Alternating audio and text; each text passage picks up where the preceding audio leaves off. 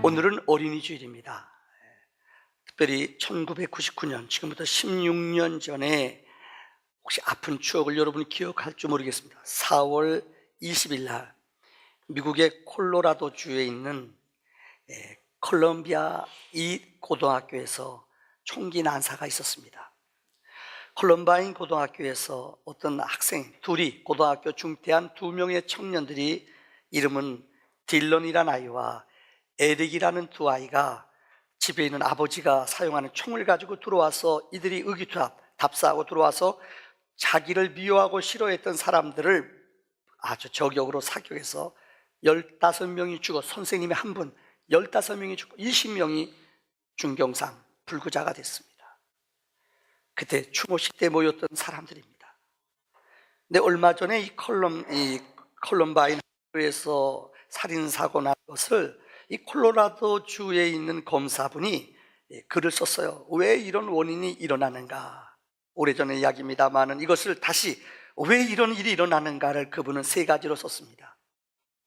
첫째는 바로 인간의 죄악성이라는 거예요. 고등학생들의 마음속에도 인간들은 그렇게 나를 미워하고 내가 무시당하는 사람을 죽이고 싶은 이 죄성이라는 게 누구에게나 있다는 거예요. 이 아이들은 학교 중퇴하기 전까지 늘 둘이 다니면서 이 음란한 물을 많이 봤대요. 폭력물을 너무나 많이 봤대요. 그 이들은 신나치즘, 그래서 이들이 4월 20일 날이 히틀러가 태어난 날이랍니다. 이 날을 기념해서 이 사고를 치는 거예요. 또 무서운 것은 이들은 사탄교를 숭배하는 학생들이었대요. 그래서 여러분 기억나시죠? 숨어있는 사람들, 그 안에 숨어서 막 벌벌 떨고 무서워하는 아이들, 어떤 애가 기도했어요. 여자 버렐이라는 아이가 기도했어요. 그러니까 그한테 총머리를 대고 너 예수 부인해라, 너 예수 이래도 믿겠느냐? 그 아이가 Yes, I said. 그래서 거기서 총 난사당해 죽었어요. 그 어머니가 Yes, I said라는 글을 썼어요. 얼마나 무서운, 인간들은 이렇게 우리 안에 이런 아담의 원죄로 말미암아 이런 죄성이 있다는 것입니다. 두 번째는 이 땅의 나쁜 환경입니다. 지금 이 지구상에 힘센 나라들은 보면은 무기를 마음대로 팔아요. 정말 사실이 아니기를 바랍니다. 자기네 만든 재래식 무기들을 팔아요. 가난한 나라, 전쟁하는 나라에 이렇게 팔아버려요. 그래서 전쟁 무기를 소비하게 해요. 이거 소비하지 않으면 안 되거든요. 포탄 소비해요. 이게 인간들의 죄악성이에요. 분명히 누가 보아도 그곳에 아이들한테 총을 팔면 안 돼요. 미국 사회에서도 지금 총 팔지 말자, 총은 안 된다. 근데 다국적 힘 있는 기업가들이 이 총 판매권을 갖고 있어요. 그러니까 안 팔면 돈줄이 끊어져요. 그러니까 안 된다는 거예요. 이 검사가 고백한 2번째 수사관의 보고서는 이 악법은 고쳐야 된다는 거예요. 이것 때문에 얼마나 많은 사람들이 죽임을 당하고 선한 동기도 쓰입니다만 인간은요, 믿을 수가 없어요. 죄성이 타락한 악한 성품이 있어서 내게 유익한 것, 내 생각대로 살아가요. 3번째로는 참된 교육의 부재라는 것입니다. 너무나 충격적인 것은 이 두 학생들의 아버지가, 한 분은 사업가예요. 큰 사업. 한 아이는 아버지가 대학교 교수예요. 근데 그들의 머릿속에는 우리 아이는 그렇지 않대요. 여기 지금 많은 부모님들이 아마 이 얘기 들으면서 이거는 남의 얘기야, 우리 아이는 안 그래, 다 그렇게 착각한대요. 만약에 부모님들이 신나치즘에 사탄교회에 빠져서 이런 엄청난 죄를 범한다는 것을 좀 관심 있게 알았다면은 거기서 구해낼 수 있었을 거예요. 그들이 그런 잘못된 늘 레인코트를 입고 다니고요, 이 손톱을 까맣게 칠하고 다니고요, 엉뚱한 이상한 짓 하는데도 부모님들은 그냥 가만 놔뒀다는 거예요. 최근에 어느 미국 잡지에서 봤더니 티네이저들에게 30년 전에 부모님들이 하는 이야기와 요즘 티네이저들한테 부모님이 하는 이야기가 틀리대요. 여러분 상상해 보세요. 옛날에는 부모님이 학교 갈 때 그랬대요. 야, 공 가져가지 마, 학교 가서 공장난하지 마, 그랬대요. 근데 요새는 그런 말 안 해요. 학교에 총 가져가지 마, 그런데요. 별로 썰렁하네 여러분들. 2번째는 애들한테 옷 단추 풀러줬어, 이 옷 단추 끼워 꼭. 근데 요즘은 선생님들한테, 이 학교 가면서 애들한테 야, 너 임신하지 마, 그런데요. 너무나 끔찍한 얘기 아니에요? 옛날에는 부모님들이 애들 학교 갈 때 얘들아 너 만화책 갖고 학교 가지 마, 만화책 가지고 가지 마 그랬어요. 근데 요즘은 그런 말 안 해요. 뭐예요? 스마트폰에 저도요, 목사님 저한테도요, 지난달에요, 은혜 씨, 뭐죠? 내 이름 번호 해가지고 사랑해요 눌러주세요. 내가 그거요, 물러가라 2번 왔어요. 2번이요. 예쁜 여자가 오빠 놀아줘. 오, 여러분 안 그래요? 얼굴 보니까 안 그런 것 같네요. 나는 나한테만 오는 거 아닐 거예요. 나 누가 알았다고요? 막 이렇게 유혹이 엄청나게 들어와요. 부모님들이 학교 갈 때 음란물 보지 마, 너 피임 기구 가지고 가냐, 충격적인 얘기죠. 미국 사회는 그런데요, 이게 남의 얘기가 아니에요. 우리 아이들도 이런 데서 자유롭게 벗어나지 못해요. 오늘 어린이 주일을 맞이하여 잠언 22장의 말씀을 통하여 우리가 지켜야 할 3가지를 말씀드리려고 합니다. 첫째는 무엇을 가르치느냐. 인생을 살아가면서 우리가 최초로 교육받는 장소는 가정입니다. 인류의 최초의 우리의 스승은 누가 뭐래도 부모님입니다. 가정에서 부모가 아이를 가르치며 교육을 책임질 의무가 있습니다. 여러분 오해하지 마세요. 맞벌이 하는 거 너무너무 중요해요. 근데 유대인들은 젊은 시절에는 애들한테 가장 엄마가 필요한 시절에는 엄마들이 옆에 있어줘야 된대요. 왜? 이게 정서적으로 안정이 엄청나게 된다는 거예요. 가정에서 부모님한테 교육을, 여러분 우리가 알아야 되고 배워야 할 것들을 미리 다 어린 시절에 보고 배운다는 거예요. 그래서 교육학에서 이런 말이 있어요. 아이들은 부모 앞에서 배우지 않는다, 부모의 뒷모습을 보고 배운다, 이런 말이 있어요. 우리나라에서 진짜 있었던 일입니다. 아이들이 여고생 다니는 아이인데 워낙 장난이 심하고 사고를 많이 쳐요. 얘 때문에 공부가 안 돼요. 수업 시간에 뭐라고 하면 엉뚱한 질문하고, 조용하다 보면 엎드려 자고요. 너무너무 부주의한 거예요. 저 선생님이 도대체 이 아이는 왜 그런가, 그래서 어머니를 오라고 그랬대요. 그래서 만났어요.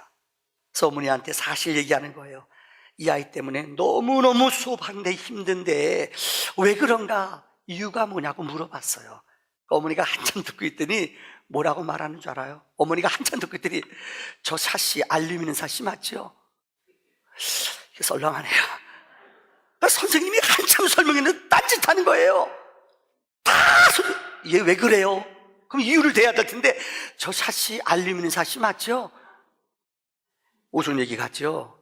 이게 우리들의 모습이에요. 아이들은 부모님이 말하는 것 이상으로 말하지 않습니다.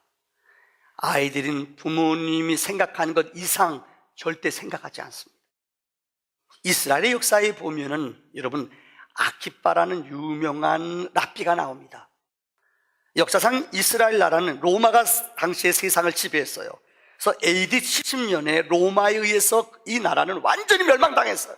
이유는 로마가 세계를 지배하는데 자기네들한테 도전하는 나라가 별로 없었어요. 도전하면 양을 좀 몰살을 시키거든요. 유대인들은, 이스라엘은 철저하게 저항하고 덤벼들었어요. 그래서 티토 장군을, 군단장을 직접 그곳에 파손, 이스라엘 사람이 끝까지 버티는 거예요. 그래서 예루살렘 성을 함락하려고 합니다. 그때 유명한 아키빠라는 사람이 그들을 함락하기 위해서 그들을 공격해와요. 아키빠가 죽었다는 소문을 냅니다. 그래서 장례식, 이 우리의 가장 유명한 랍비인 아키빠가 죽었습니다. 이 상여를, 이 사람의 죽은 시체를 갖고 성문 밖으로 나왔어요. 근데 거기서 일어났어요. 그래서 마지막 청할 게 있다. 티토 장군한테 아키빠 랍비가 요청을 했어요. 무엇이냐? 내 소원을 하나만 들어주면 내가 내일 여러분들 성문을 열어주겠다. 그게 무엇이냐? 그게 무엇인 줄 아세요? 허락을 받았어요. 그 이 아키빠라는 랍비가 다시금 예루살렘 성에 들어와 이스라엘의 어머니들을 다 모아둬 놓고 그분이 남긴 유명한 연설이 있어요. 2가지예요. 첫째는 어머니 여러분은 다 없어져도 괜찮습니다. 그러나 우리가 다 빼앗겨도 좋습니다마는 우리의 단 한 가지 어머니들 가슴 속에 있는 하나님의 말씀이 새겨져 있으면 우리 민족은 영원히 존재할 것입니다. 어머니들의 마음속에 하나님 말씀이 심어져 있으면 된다는 거예요. 2번째는 다른 것은 다 빼앗겼어도 하나님의 말씀을 가르치는 회당만 있으면 나라는 찼습니다. 그래서 그 당시 티토 장군한테 허락받은 게 이스라엘 공부시키는 회당은 이건 훼손하지 말아달라. 훼손하지 않았대요. 이 지구상에서 AD 70년에 이스라엘 나라는 없어졌어요. 1948년에 그 나라를 다시 찾았습니다. 근데 2000년 동안 나라가 없어졌어요. 그런데 2000년 만에 자기네 고국에 돌아왔는데 언어, 문화, 종교 어느 것도 하나 잊어버리지 않았어요. 그 비결이 뭔 줄 알아요? 아키빠가 예언한 말씀, 회당이 무너지지 않는 한 그들의 믿음은 잊어버리지 않는다는 거예요. 여러분, 혹 이런 얘기 들어보셨어요? 유대 나라 부모님들은 자녀들을 교육할 때 말씀을 가르치라, 말씀을 배워라. 그래서 여러분, 유대인들은 어린아이로부터 고등학교, 대학교까지 커리큘럼을 보면은 30%가 성경이에요. 성경을 가리키는 거예요. 인생의 기준, 인생의 삶의 도덕률, 모든 기준이 성경이라고 그들은 가르쳐요. 이게 기적의 민족을 이루는 거예요. 일본 사람들은 부모님이 자녀를 교육할 때 그런데요. 야, 절대 남에게 패 끼치지 말라. 그래서 일본 여행해 보신 분들은 알 거예요. 패 안 끼쳐요. 공중도덕, 질서 너무너무 잘 지켜요. 깨끗해요. 남한테 패 끼치는 거 안 해요. 미국 사람들은 어린아이를 키울 때 이렇게 말한대요. 남에게 먼저 줘라. 남에게 나눠줘라. 그래서 발렌티어, 다시 말하면 협력하고 돕는, 자원봉사하는 것들, 섬기는, 입양하는 것, 이게 삶 속에 배어져 있대요. 우리나라는 뭐라고 얘기하느냐? 다 같이 읽읍시다. 시작. 남에게. 그래서 애들이 학교에서도 애들한테 기한 죽으려고요. 선생님한테도 막 덤벼들잖아요. 알아요? 기죽지 말라니까 막 덤벼들어요. 경찰한테도요. 죄송해요. 경찰한테도 막 덤벼들어요. 무슨 사고 터져서 나가면 경찰이 쩔쩔매요. 공권력이요. 애들이 우습게 알아요. 제가 그 목생활 하면서요. 죄송해요. 어떤 아이는요, 진짜 사고를 쳐도 사고를 너무 쳐요. 그래서 부대에서 두 손 두 발 다 들었어요. 알고 봤더니 그 아버지가 어느 교회 한수 집사래요. 그래서 목사님은 저한테 맡겼어요. 부대에서 너무 힘들어요. 전화 걸었죠. 한수 집사님이니까 예, 목사입니다. 예. 처음에 인사말 잘해요. 그래서 내가 만났어요. 저 아들 좀 우리 교회에다 군정무도로 있게 해달래요. 내가 알았다고, 있게 해주겠다고. 그런데 아들이 너무 사고 치는데 조금만 누가 뭐라면 집에다 줘. 엄마, 누가 김병장이나 때렸어. 아빠, 김상병이나 때렸어. 얘네 아버지가 기자였어요. 제가 설득하는데 예수 믿는 분이 이러면 안 되잖아요. 그랬더니 예수 믿는 소리 했다고요. 나한테 욕하는데요. 안수 집사가요. 나 졌어요. 죄송해요. 아버지가 그 아들을 죽이는 거예요. 집사님이 이러면 안 되잖아요. 망신스럽잖아요. 뭐야? 예수 믿는 거 같고 내 새끼하고 뭐가 짜요? 나한테도 그러니요. 나 그때 쫄았어요. 제가 얘기 왜 드리는 줄 알아요? 너무 아이 기죽지 말라. 우리나라에서 얼마 전에 있었던 일이에요. 할머니 두 분이 지하철 타는, 요새는 65세, 우리 교회도 이분이 경로잔치 하려고 봤더니 65세 이상 된 어른이 80분이 넘어요. 와, 우리 교회도 어른들이 많으세요. 할머니분들이 어디 갔다가 오는데 지하철 탔는데 경로석 꽉 찼으니까 할머니분들도 요령이 있으시잖아요. 그래서 어디 있나 자리 찾아갔는데 없어요. 그래서 젊은이들, 학생들 딱 보니까 젊은 중학생들 둘이 타고 가더래요. 그래서 그 앞에 서가지고 아우 다리야. 그랬더니 애들이 눈 감고 지네끼리 더 떠드는 거예요. 그래서 세상이 말세야. 애들이 버릇이 없어. 그러니까 애들이 그 말 듣더니 저한테 한 거 아니에요? 애들이 그러더래요. 그래서 할머니가 그래, 조그만 것들이 눈 부릅뜨고 이 동그랗게 눈 뜨고 덤벼들어. 그러니까 얘가 딱 일어나더니요, 자리 양보하는 줄 알았대요. 할머니, 눈이 동그랗게 뜨지 않으면 네모로 떠요. 그리고 또 안 뜨래요. 여기 그렇게 말하는 사람이 있죠. 찔릴지어다. 왜 그래요? 이게 뭐냐, 마음속에 너무나 분노와, 어떻게 하면 그냥 국회에서도 조금만 누가 뭐라 그러면 참지 못하고 들이받고 싸우잖아요. 이게 우리들의 모습이에요. 여러분, 남에게 기죽지 말라. 너무 기한 죽이면 안 돼요. 요즘은 여러분, 요새는 부모님들이 뭐라 그러는지 아세요? 혹시 여러분 맞춰보세요. 네 자입니다. 젊은 사람들, 부모님이 애들만 만나면 제일 많이 하는 게 후렴구 네 가지 단어. 시작. 그렇죠. 제껴보세요. 공부해라. 하여튼 입시라는 이 귀신이 우리 한국 사람들의 인간미를 다 파괴해버렸어요. 입시! 교회가 필요 없어. 입시! 학원 가! 교회 안 가도 돼요. 이러다가 가장 중요한 시절에, 가장 영성이 있어야 될 시절에 믿음을 다 잊어버리고 만 거예요. 이거 어떻게 보상해줘요? 첫 번째 이야기는 무엇을 가리킵니까? 진리를, 말씀을 부모님들이 먼저 하나님의 약속 앞에 붙잡힌 바 되어 살아가야 되는 줄을 믿습니다. 두 번째는 오늘 성경은 우리에게 어떤 가치를 가르치는가? 오늘 본문 1절의 말씀을 보세요. 많은 재물보다 여러분 명예를 택할 것이요 은이나 금보다 은총을 택할 것이니라. 우리들은 인생을 살아가면서 여러분 무조건 잡아놓으면 돼요. 무조건 학교만 가면 돼요. 이게 아니라는 거예요. 성경이 뭐예요? 성경은 우리에게 분명한 영적 가치관을 얘기해요. 가인과 아벨이, 아담과 하와가 가인과 아벨을 낳잖아요. 근데 하나님은 가인의 형의 제사를 받지 않고 동생 아벨의 제사를 받아요. 왜요? 그는 믿음으로 드리지 않았어요. 하나님 기뻐하는 제사가 아니에요. 기분 나빠요. 화가 나요. 그래서 가인이 자기 동생 제사를만 받은 것을 알고 동생을 성경에 죽였다고 그래요. 여기서 하나님이 가르치시는 말씀이에요.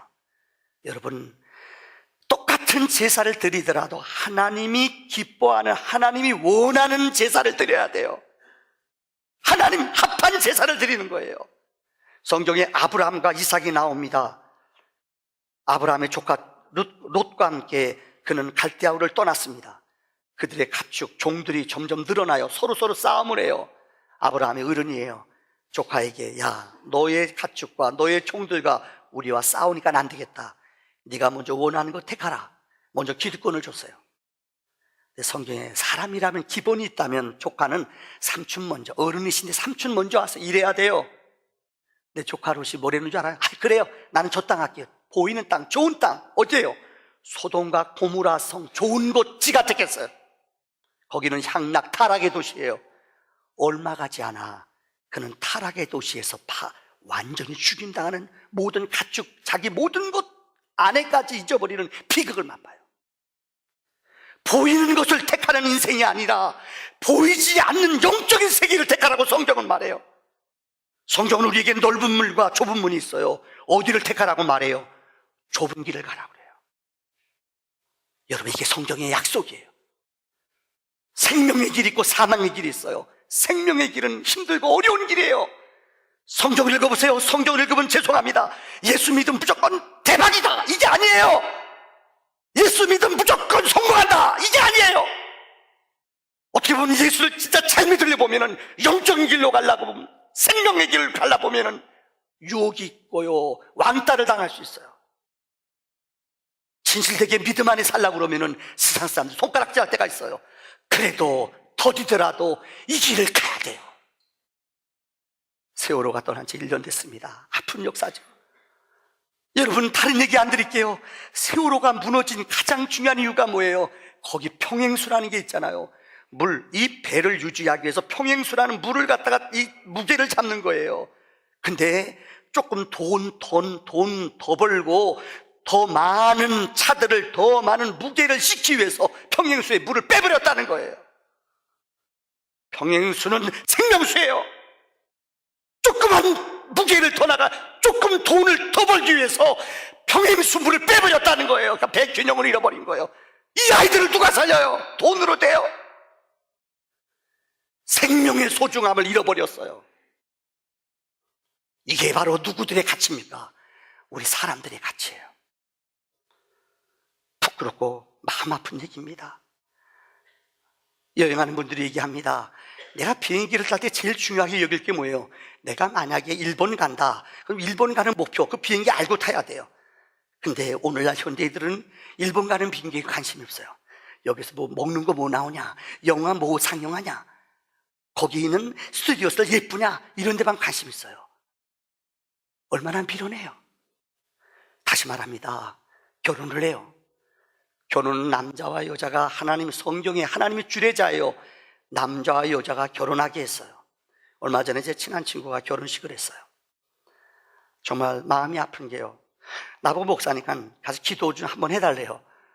나서 기도가 순서 있길래 가서 기도해 줬죠. 미안한 얘기인데 결혼식이 이벤트예요. 어느 호텔에서 하는데, 목사는 그냥 심심하고 미안하니까 기도, 한순간 기도해요. 그냥 흔적같이 지나가는 거예요. 나머지는 지네끼리 춤추고 노래하고 뭐 연예인들 데려다 노래 부르고 춤춰요. 몰라요. 부모님이 믿음이 있는 분인데 나 안타까워. 너 왜 그랬냐? 애들이 좋으니까는. 애들이 좋다고 무조건 해주는 게 아니에요. 하나님 앞에 인생의 첫 발을 내딛는데 하나님의 축복과 예배 속에 시작해야죠. 이런 영적인 가치와 생각을 잃어버린다면 여러분의 아이들은 지옥의 자녀가 되는 거예요. 누가 그거 책임집니까? 이미 놓쳐버렸거든요. 아니야, 괜찮아. 아니에요. 괜찮아가 아이들의 영혼이 다 병들고 메말라 영성을 다 잃어버렸어요. 저는 여러분에게 믿음에 나오는 하나님의 사람 세 분을 소개하려고 합니다. 하나는 감리교의 창시자 요한 웨슬레의 어머니입니다. 이분은 15명, 요한 웨슬레, 찰스 웨슬레 19명의 아들을 영국을 변화시키는, 영국을 새롭게 하는 영성의 나라로 바꾸는 사람들이 웨슬레의 가문이에요. 19명의 자녀예요. 수산나는 그 일기에 이렇게 썼습니다. 나는 5살이 되기 전에 아이들에게 이걸 가르쳤다는 거예요. 내 의지를 꺾고 하나님 앞에 순종하는 법을 어릴 때부터 철저히 가르쳤대요. 5살 전에 하나님과 사람의 뜻, 네 고집 하나님, 5살 전에 철저히 양보하지 않았대요. 이것이 19명의 자녀들을, 세계를 변화시키는 위대한 자녀를 낳았다는 거예요. 구세교의 창시자 윌리엄 부스의 부인이 캐서린입니다. 캐서린이라는 사람은 8명의 자녀들이 이 땅에 기적을 이룬 민족이에요. 윌리엄 부스라는 사람. 이분 캐서린은 그의 책에서 이렇게 말해요. 어떻게 내 자녀들을 훌륭하고 아름답게 키우는가? 그는 이렇게 말해요. 언제나 악마보다 한 발 앞섰기 때문입니다. 악한 영들은 우리 생각, 마음을 유혹을 해요. 근데 악마의 생각을 알아요. 그래서 그들보다 한 발짝 먼저, 내가 먼저 선수, 내가 먼저 한 발짝 앞서서 결단하고 이랬다는 거예요. 이게 승리자예요. 여러분, 미국의 가장 존경스러운 대통령, 지금도 미국 사람들한테 다 물어보면은 16대 대통령 에브라함 링컨을 제일 존경한대요. 이거는 부동의 1등이에요. 이유는 하나입니다. 그분의 자서전을 읽어보면은 9살 때 어머니가 돌아가셨어요. 어머니가 돌아가면서 낸시 어머니가, 아들아, 나는 너를 영원히 못 지켜주나 너를 영원히 지켜주는 분이 있다. 성경을, 어머니가 읽던 성경을 그 아들에게 주고 세상을 떠났어요. 그는 초등학교밖에 못 나왔어요. 19번 선거에 떨어졌어요. 아십니까? 미국의 어느 대통령보다 역사에 남는 감동을 주는 분이에요. 여러분, 이 일리노이주의 스프링필드에 그분이 어린 시절 자랐던 곳이 제가 가본 적이 있어요. 제가 간 날이 비가 엄청나게 많이 온 날이에요. 와, 근데 그렇게 비가 오는데도 사람들이 줄을 서서요 거기를 구경하는 거예요. 거기를 관람하는 거예요. 그렇게 많은 사람들이 와서 줄 서서 기다려요. 근데 여러분, 그가 살았던 어린 시절에 우물 팠던 거, 잠잤던 거 집이 있어요. 그 옆에 박물관이 있어요. 박물관 문 열고 딱 들어가면 눈앞에 딱 들어오는 게 어릴 적에 어머니한테 받았던 성경, 그것이 맨 입구에 있어요. 거기에 제일 그가 많이 읽었던 책이 시편 34편이래요. 그것이 얼마나 줄을 많이 치고 읽었는지 다 지워질 정도로, 꺼멓게 표지될 정도로 얼마나 많이 읽고 암송했는지. 여호와를 찬양하라, 항상 송축하라, 내 영혼이 주를 찬양하리로다. 젊은 사자는 궁핍하여 줄일지라도 여호와를 찾는 자는 부족함이 없으리로다. 너는 여호와의 선하심을 맛보아 알지어다. 이게 성경 구절 나오는 거예요. 그 구절들을 어찌나 열심히 읽었는지. 그는 하나님의 말씀을 아는, 말씀에 붙잡힌 바 된 영적인 지도자였어요. 한 걸음 돌아가 여러분 게티스버그라고 알 겁니다. 필라델피아 옆에 있는 미국 남북전쟁 역사상 제일 비극적인 전쟁이 벌어진 곳이 게티즈버그입니다. 거기는 한 2,700명 내지 3,000명 사는 작은 도시예요. 근데 남군과 북군이 맞닥뜨린 곳이 게티즈버그예요. 그래서 5만 1,000명이 죽었어요. 전쟁이 끝나고 거기에 우리말로 말하면 추모제를, 우리말로 말하면은 기념비를 세우기 위해서 대통령을 초대했어요. 근데 이 회의를 게티즈버그 이 장소에 그날을 주장했던 사람이 남부군이래요. 남부군은 아주 싫어하지요. 이런 실수가 어디 있어요? 대통령을 메인 스피커가 아니라 두 번째 스피커로 데려왔어요. 첫 번째는 에드워드 에버렛이라는 사람, 하버드 대학 총장을 남부의 정신적 지주였던 사람이에요. 이 사람이 연설자로 왔어요. 근데 대통령이 왔는데도요 1시간 늦게 왔어요. 요즘 그런 사람이 있었다면 아마 공산주의 나라는 아마 김정은은 쏴서 죽였을 거예요. 1시간이나 대통령보다 늦게 왔으니요. 근데 거기까지 괜찮아요. 이 에버렛이라는 사람이 연설을 하는데 자그마치 어느 책에 보면은 1시간, 어느 책엔 2시간 연설했대요. 놀라지도 않네요. 제가 오늘 설교 2시간 해볼까요? 연설을 이분이 거기 서가지고 2시간을 했대요. 뒤집어지죠. 근데 이분이 연설문 써온 게 있잖아요. 에브라함 링컨이 연설했던 연설문이 있어요. 근데 이분이 이걸 버렸대요. 그 자리에 앉아서 메모를 했어요. 그래서 나온 연설이 게티즈버그 연설이에요. By the people, for the people, of the people. 발음이 잘 안 되네요. 아세요? 물어봤대요. 어떻게 당신은 즉흥으로 쓴 거예요? 그거 다 연설하면 안 되잖아요.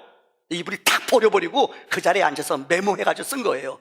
국민에 의한, 국민을 위한 국민의 정치. 물어봤대요. 어떻게 이런 위대한 글을 만들어냈습니까? 그분이 한마디가 The Bible. 성경을 읽었더니, 성경을 사랑했더니 하나님이 그런 영감을, 지혜를 주셨다는 거예요. 여러분, 저는 이곳에서 목회하는 동안 우리 교인들에게 자꾸만 성경을 읽게 할 겁니다. 우리 교육자들도 어저께 토요일 날 모여 성경, 이제 김용전 도사님은 2번 타자로 이번에 읽었어요. 3번, 4번을 아직까지 읽는 중이에요. 괴롭지요, 힘들지요.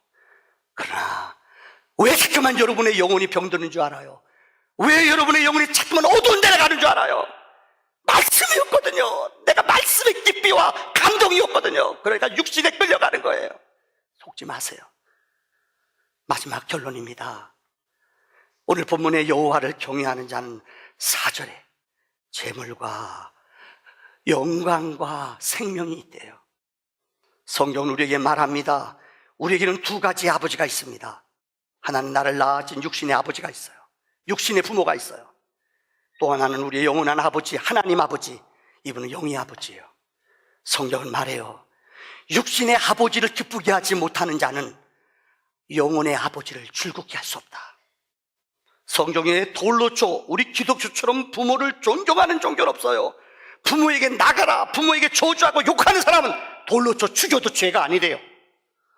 얼마나 무서운 얘기예요. 그런데 여러분, 하나님을 잘 믿는다고 하면서 부모님은 우습게 여겨요. 부모님은 죄송합니다. 오늘 1부, 2부 때 제가 물어봤어요. 몇 분한테요. 자녀한테 돈 주는 거 아까워요? 안 아까워요. 진짜요. 하나도 안 아깝대요. 그러면 부모님한테 용돈 주는 건요, 조금 아까워요. 다 그러더라고요. 여러분, 무슨 말인지 알아요? 육신의 부모님을 섬기지 못하는 사람이 어떻게 보이지 않는 하나님을 섬겨요?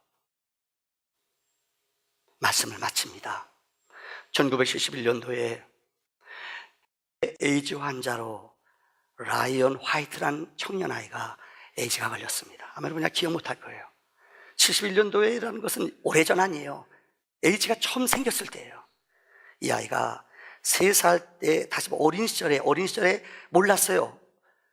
피를 다쳐서 이 치료를 하는데 피가 멎지 않아요. 그러니까 혈류병이 걸리고 혈류병이에요. 그래서 이 아이가 어디가 운동도 체육 시간에 앉아만 있고 그런 아이들 있잖아, 어릴 때요. 이 라이언 화이트가 그랬어요. 그런데 이 아이가 13살 되더니 학교 와서 운동하다 다쳤어요. 피가 멈추질 않아요. 그래서 수혈을 했어요. 근데 이게 웬일이에요? 에이즈 환자 수혈이 된 거예요. 그래서 아이에게 에이즈가 옮겨진 거예요. 그때부터 이 아이는 외로운 싸움을 시작해요. 왜? 학교에서 이 아이를 못 오게 해요. 상상해 보세요. 옛날에 예지가 처음 생겼을 때 옮기고 옆에만 있어도 공기로도 없는 줄 알았어, 사람들이요. 그래서 부모님들 애들 학교를 안 보내요. 그 마을에 와서 저녁에 되면 돌 던지고요, 물러가라, 이 마을에서 물러가라, 이 귀신아, 막 그런 거예요, 사람들이요. 얼마나 어렵겠어요. 이 아이가 어린 나이에 13살의 나이에 그 동심, 그 아이가 마음이 무너지는 거예요. 이때의 라이온 아이가, 여러분 아세요? 병원에서 6개월밖에 못 산다고 그랬어요. 근데 이 아이가 놀라지 마세요. 18살까지 5년을 살았어요. 미국의 라이온법이라는 것이 제정이 됐어요. 레이건 대통령이 참 위대한 것 가운데 하나가 이 아이를 백악관에 데려다가 같이 식사하고 선물을 줬어요. 마이클 잭슨이 고등학교 들어갈 때 이 아이에게, 미국 고등학교 하면 차를 얻거든요. 좋은 차를 이 아이에게 선물해 줬어요. 시간이 없어 거두절미합니다. 18살 때 그렇게 불법에 대해서 이렇게 어렵고, 자기가 아프고 싶어 아픈 게 아니거든요. 수혈 잘못 받아 그런 건데요. 누구 잘못이에요? 누가 돌을 던져요? 마지막 세상을 떠나면서 어머니와 이 아버지와 라이온과 나누었던 대화를 여러분에게 소개함으로 말씀을 마치려고 합니다. 이런 말입니다. 너무 가슴이 아프고 슬프구나. 내가 이렇게 가야 하다니 미안하다. 이제는 내게 아무것도 해줄 수 없음을 용서하라. 아버지가 한 말이에요. 라이온은 아빠를 오히려 위로하며 이렇게 대답했습니다. 아닙니다. 지금까지 아빠 같은 좋은 선물을 준 사람은 없거든요. 아빠는 가장 놀라운 선물을 저에게 주셨어요. 아빠를 통해 예수님을 알았고, 교회에 나가게 해주었고, 예수님을 믿고 말씀을 듣고 영원한 생명도 얻었으니까요. 사람은 누구나 다 죽잖아요. 저는 조금 일찍 가는 거예요. 아빠, 걱정 말아요. 영원한 생명이 있기 때문에 저는 천국으로 갈 거예요. 기도합시다.